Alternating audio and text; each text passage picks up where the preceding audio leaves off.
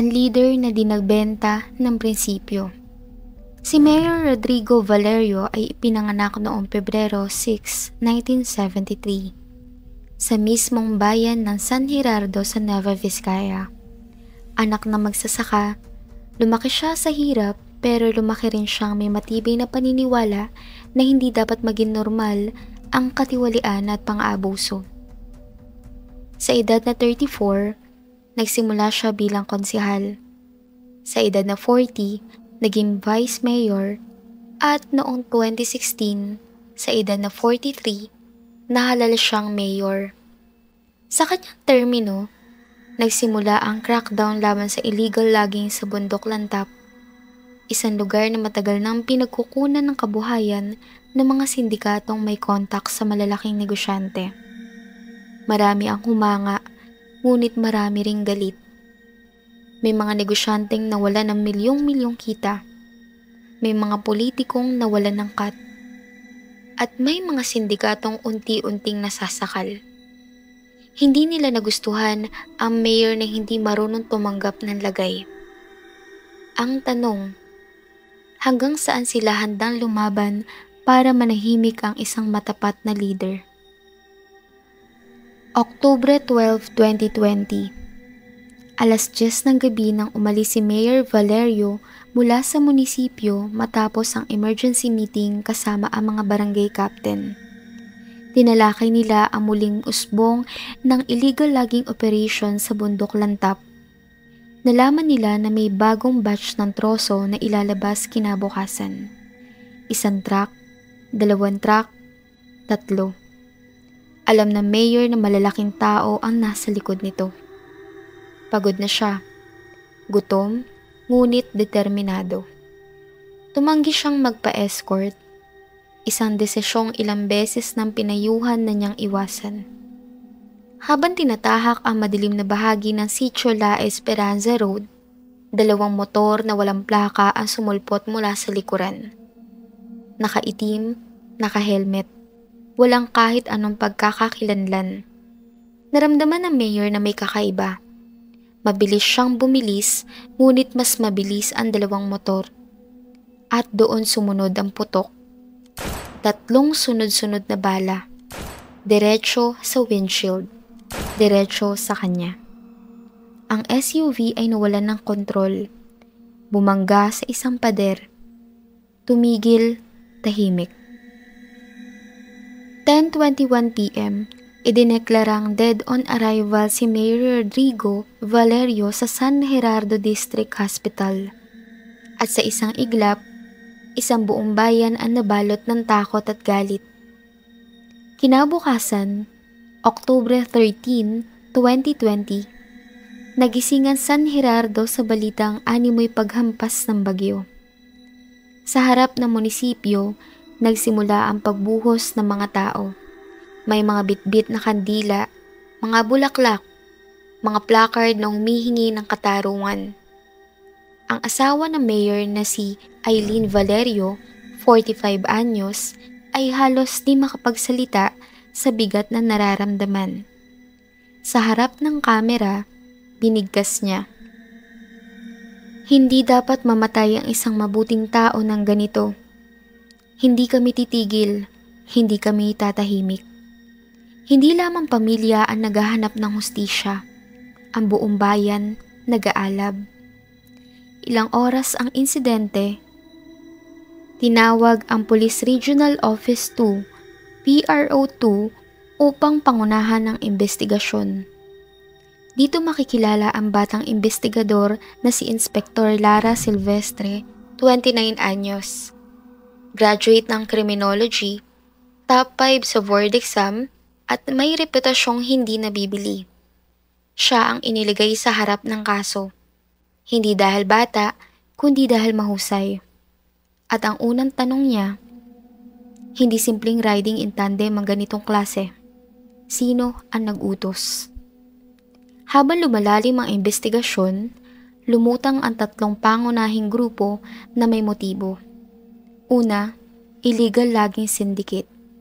Sila ang pinaka natutukan ng mayor. 100 milyong piso ang kita nila kada taon. Pangalawa, mga korap na opisyal sa loob ng LGU. Kabilang dito ang ilang department heads na balak sisantihin ng mayor matapos makahalata ng anomalya sa pondo. At pangatlo, ang kanyang katunggali sa politika. Si Vice Mayor Ernesto alias Erning Llamado, 52 anyos. Matagal na ang tensyon sa pagitan nila, lalo na't nahuli ang Vice Mayor sa mga ghost project issues. Lahat sila may dahilan. Pero sino ang tunay? Oktubre 19, 2020, 11:37 p.m. Habang nagre-review ng case files, tumunog ang cellphone ni Inspector Lara. Unknown number. Isang mensahe. Punta ka sa lumang warehouse sa Sitio Dalagsaan. Doon mo makikita ang hinahanap mo. Agad siyang nagtungo roon. At ang kanya natagpuan, isang bodega na naglalaman ng 15 crates ng troso, kompleto sa markings, receipts, at delivery logs. Ngunit may mas mabigat pa. Isang brown na envelope na nakatatak, Project 3A, laging clearance. Sa loob, may 2 pirma. Una, ang pirma ni Vice Mayor Ernesto Llamado at isang peking pirma ni Mayor Rodrigo Valerio. Dahilan para isipin ng publiko na korap ang mayor. Sinubukan i-frame up ang mayor bago siya patayin. Isang senyalis na matindi ang planong pagpatay. Oktubre 21, 2020.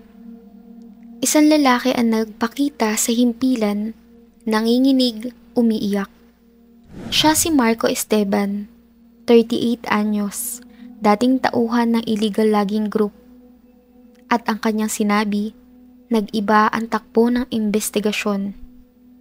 Ayon kay Marco, ang utak ay si Arturo Beltran, 60 anyos, negosyanteng may-ari ng timber company sa Isabela. Si Vice Mayor Llamado ang nagpondo ng operasyon. 3 hitmen ang kinuha. Ramon alias Tigre Aklan, 41, Dennis Montalvo, 33, at Joel Abrigo, 27. 1 milyong piso ang kabuang bayad sa pagpatay. Planado ang lahat. Pag-frame up, pagpatay, pagkakalat ng pekeng dokumento. Isang salitang naiwan kay Inspector Lara. Marami ng mayor ang tinangkang bilhin, pero si Rodi, siya lang ang tumanggi. Nobyembre 3, 2020, 4:12 a.m. Isinagawa ng PRO2 ang Synchronized Arrest Operations sa Bayombong, Nueva Vizcaya. Nahuli si Vice Mayor Llamado habang sumusubok tumakas sa likod ng bahay sa Alicia, Isabela. Hinuli si Arturo Beltran sa kanyang mansyon, na-recover ang baril, pera at mga peking permit. Solano, Nueva Vizcaya. Nadakip si Ramon Aklan at Dennis Montalvo at sumuko si Joel Abrigo kinabukasan. Lahat ng sospek dinala sa Nueva Vizcaya Provincial Jail, Bayombong. Nobyembre 17, 2020, sa Regional Trial Court, Branch 28, Bayombong, Nueva Vizcaya. Libo-libo ang nag-abang sa labas ng korte. Nang ilabas ang mga sospek, nabingi ang paligid sa mga sigaw.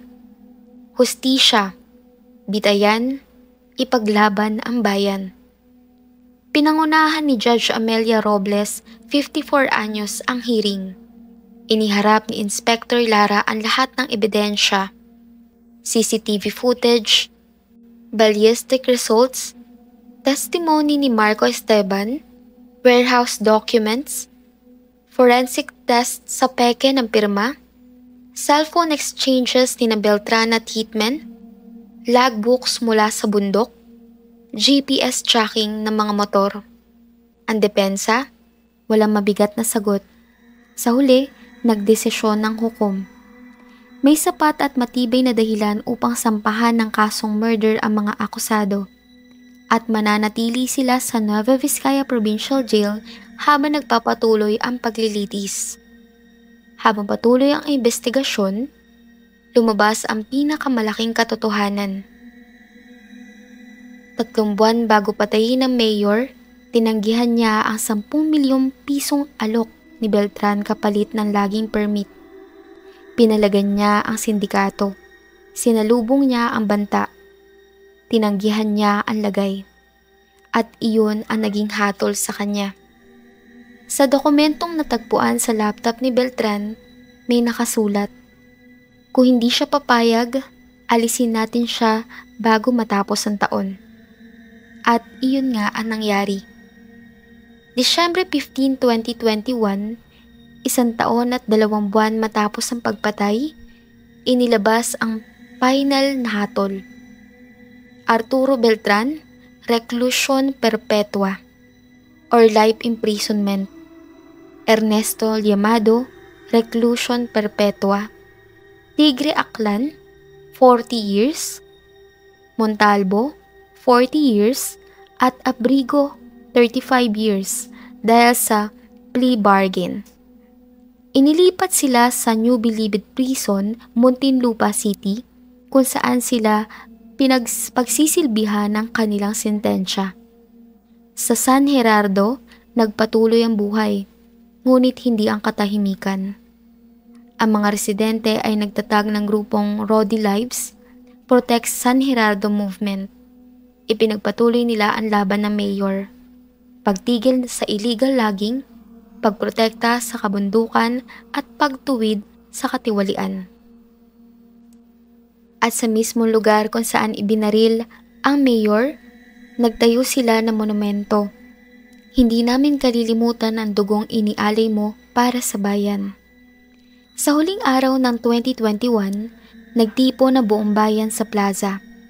Sa gitna nila, tumayo si Eileen Valerio, may hawak siyang larawan ng asawa at ang kanyang tinig ay nanginginig ngunit matatag. Ang gabing pinaslang si Rodrigo, hindi ang pagtatapos. Ang gabing iyon na nagsiging simula ng laban sa bawat mamamayan ng San Gerardo at habang may tumatayo para sa tama, buhay siya. Tumunog ang kampana ng simbahan, nagsindi ang mga tao ng kandila at sa katahimikan, isang bayan ang nagkaisa. Ang pagpaslang kay Mayor Rodrigo Valerio ay hindi lamang kwento ng isang pinunong biktima ng kasakiman. Ito ay kwento ng isang bayan na nagising, kwento ng katotohanang pilit itinatago ngunit lumilitaw. Kwento ng mga taong handang tumayo kahit kapalit ay buhay. At sa San Gerardo, isang bagay ang hindi nila makalimutan. Kapag ang katotohanan ng kalaban na makapangyarihan, kadalasan, dugo ang kapalit.